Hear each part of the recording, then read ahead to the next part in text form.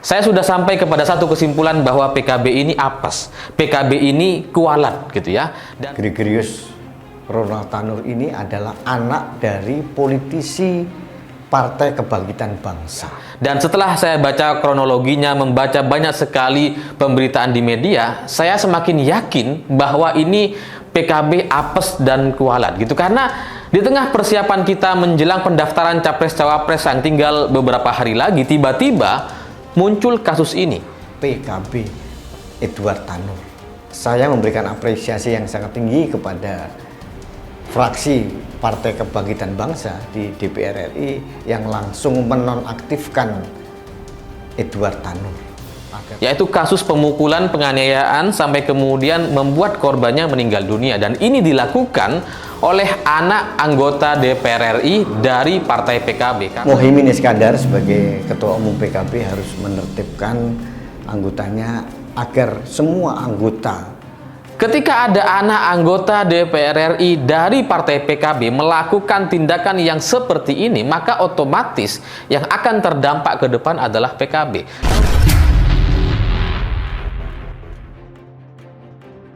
Mirip dengan pengalaman yang dialami oleh Anies Rashid Baswedan ketika pertama kali diajak sowan oleh para pendukungnya ke tempat kediaman Rizik di Petamburan.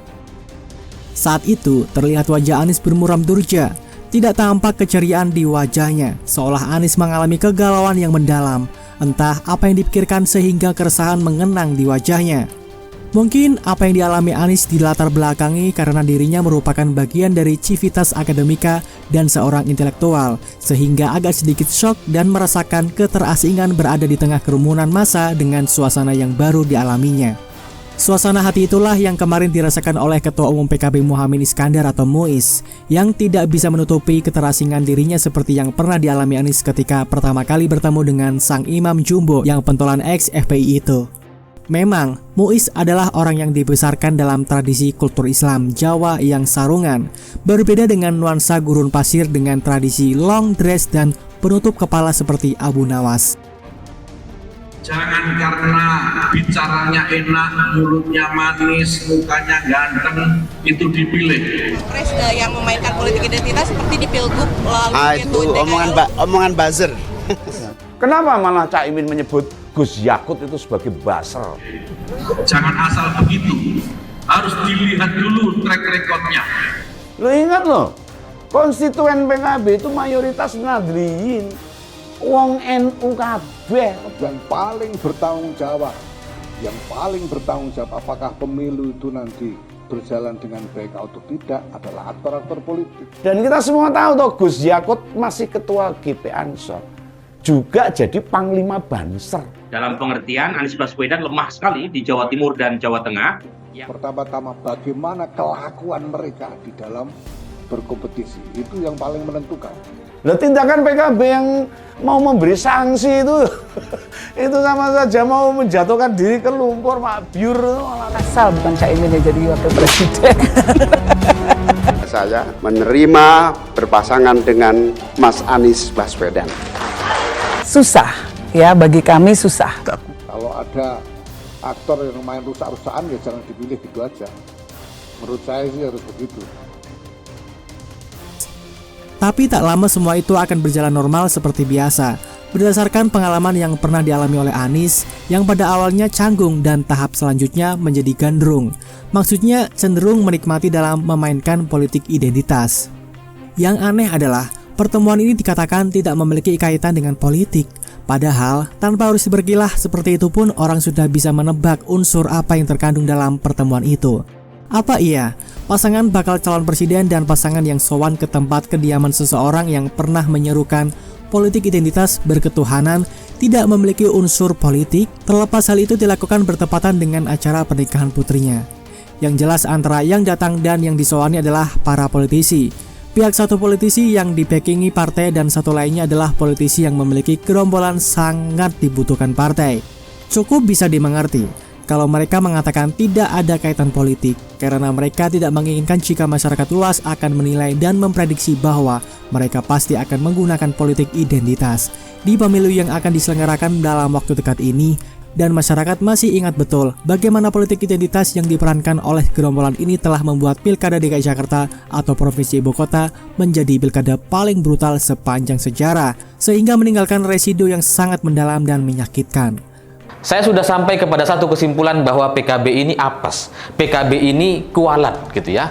Dan Gregorius Ronald Tanur ini adalah anak dari politisi Partai Kebangkitan Bangsa. Dan setelah saya baca kronologinya, membaca banyak sekali pemberitaan di media, saya semakin yakin bahwa ini PKB apes dan kualat gitu. Karena di tengah persiapan kita menjelang pendaftaran Capres-Cawapres yang tinggal beberapa hari lagi, tiba-tiba muncul kasus ini. PKB Edward Tanur. Saya memberikan apresiasi yang sangat tinggi kepada fraksi Partai Kebangkitan Bangsa di DPR RI yang langsung menonaktifkan Edward Tanur.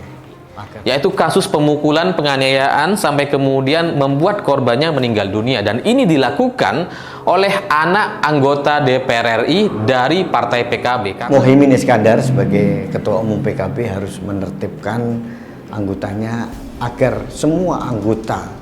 Ketika ada anak anggota DPR RI dari Partai PKB melakukan tindakan yang seperti ini, maka otomatis yang akan terdampak ke depan adalah PKB. Pilkada DKI adalah sejarah monumental di mana gerombolan ini memegang peran yang besar dalam menghancurkan sendi-sendi kehidupan, persaudaraan, dan persatuan.